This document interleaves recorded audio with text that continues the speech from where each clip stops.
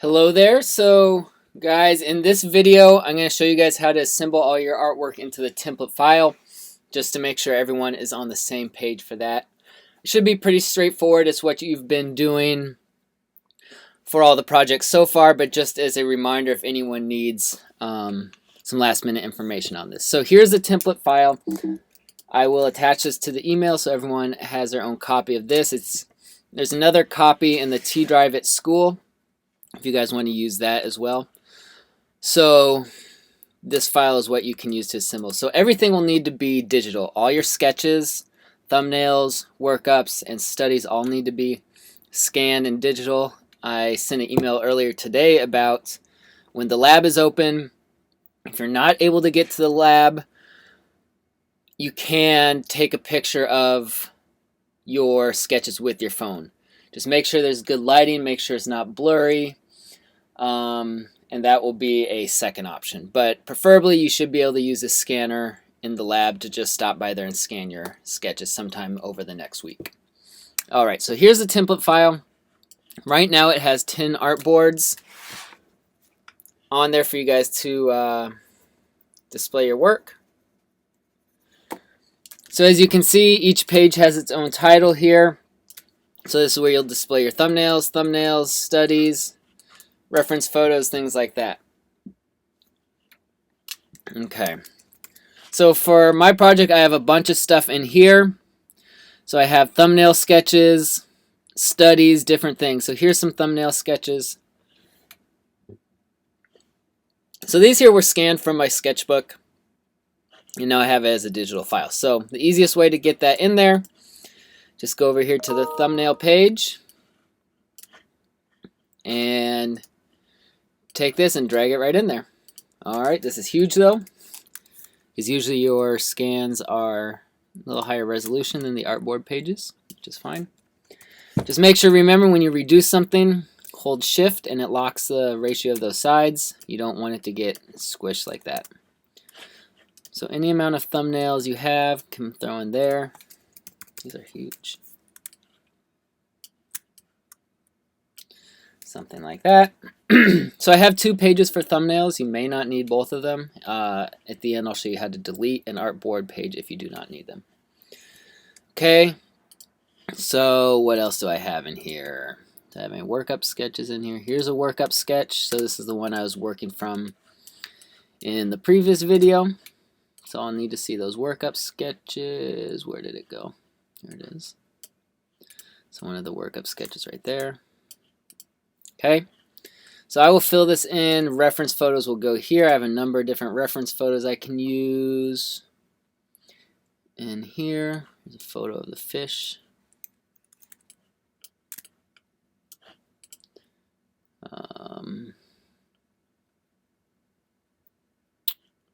There's a bird flying. Here's just different stuff. Here's a seaside village.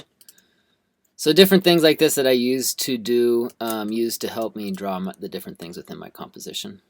Okay, so you'll need at least 5 of those photos.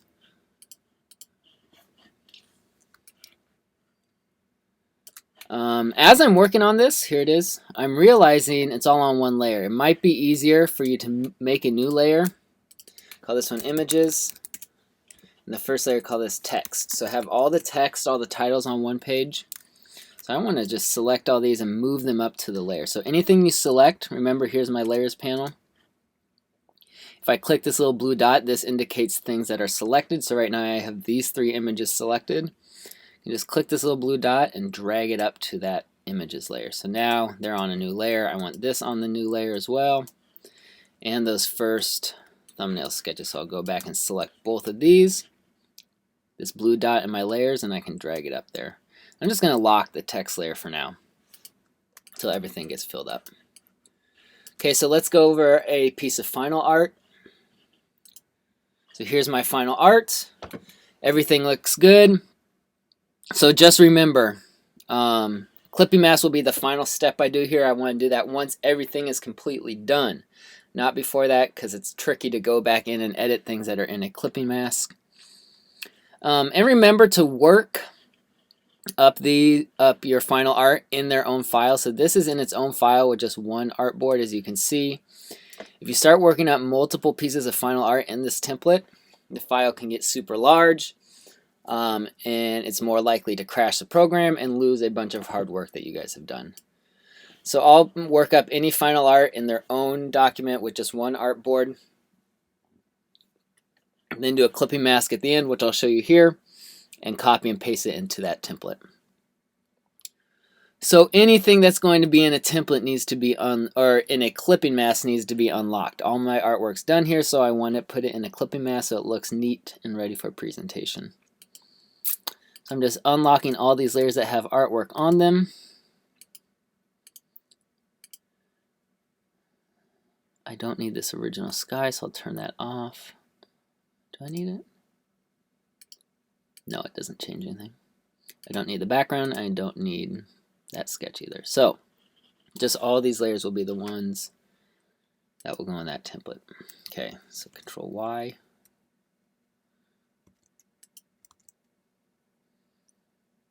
Okay, so then I want to put a rectangle on the very top. So switch to my rectangle tool. So that's whatever you're clipping to should be on the very top. I like to have a fill on it so I can physically see that's on top of everything. It's selected right now. Since it's selected right now, this little dot on my very top layer is on, so that means it's on that top. It's on the top. So then select everything that you want in the clipping mask. I'm turning off those these layers down here because those are just for my sketches. I don't need them to be clipped. Select everything, right click, say make clipping mask. So anything to go in the clipping mask needs to be selected first. It will clip to the shape on top. I have a rectangle on top. Say make clipping mask. There we go. Now it all fits very nicely into that clipping mask, that rectangle there.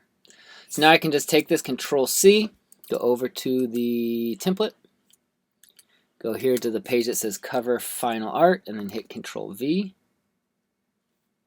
Takes a second because it is a large file to copy over.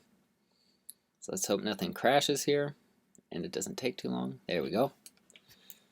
Okay, remember when you resize, hold Shift because let's see what happens there. That is not right.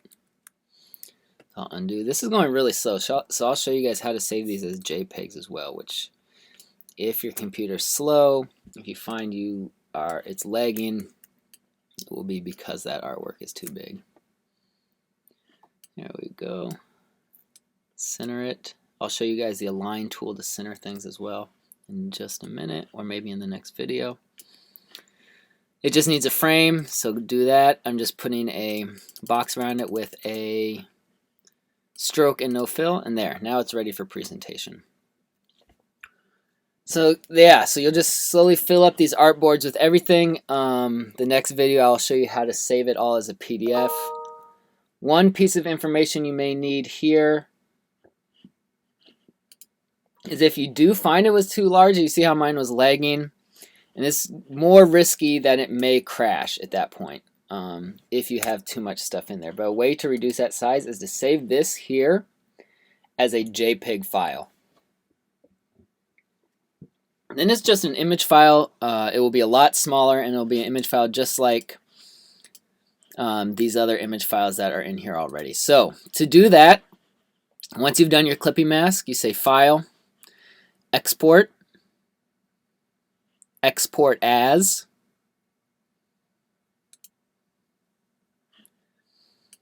and here I'll call it C Cover Final up here at the top. I find the best format is JPEG. It's a very common one. Just check Use Artboards, so it will only display or create a file with the things that are on the artboards. And hit Export. And here's a few settings you'll need to do. Make sure this is turned up to 10 so you get high quality. For color mode, you can be grayscale since we're not dealing with color. And make sure this resolution is at 300. That's what you're going to want so it doesn't get pixelated or blurry. And then do OK. Let's hope I save this to my desktop.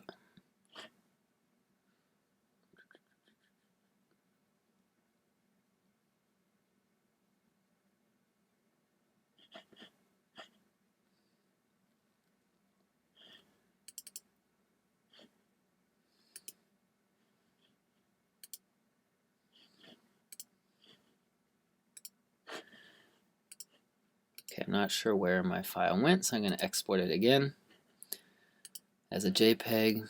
Oh, I see where it is. Okay, it's actually right in here.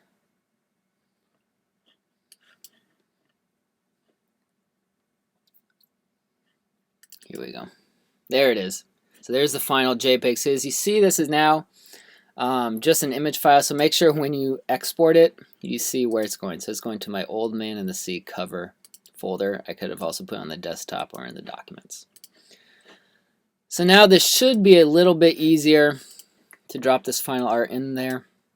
There we go. So now I'm not getting any sort of lag as I do this. Interior final art. So this is cover final art here. Besides this, and then I can just put my box around it that has, I want a black stroke, black. Do that and just make it a little thicker until it pops out. There we go. Okay, so that's ready to go. I'm going to group those together. Select the frame and the art itself and say group. Actually, before I do that, just remember with any image file you put in here, click embed. So all these image files, I'm clicking embed. If you don't, you will lose the work when you come to school. If it's still saved as an Illustrator file. If it's saved as a PDF file, which I will show you in the next video, you won't. All the images will automatically be embedded in there. But remember, as you drop in these new image files, click embed right here on the top. If for some reason you don't see this embed, make sure you are on Essentials Classic, because that automatically pops up with the embed feature. So I will continue to fill out these pages. The last thing to note, enough people did not do this. Make sure you change these labels right here. Okay? So come in here, put your name where it says your name. So I'll put Andrew Steers here. Put your story choice. So I'm going to put Old Man in the Sea. So put Old Man in the Sea, Red Riding Hood, Robin Hood, whatever story you're doing there. And do that for every single one of these titles. Okay? I think that's about it for this video. The next one I will go over saving this as a PDF and a few other tools to help with the presentation. Oh, this is what it looks like when it's all filled up. So here is now my completed one, all the artwork, all the reference photos in there. Okay, there you go.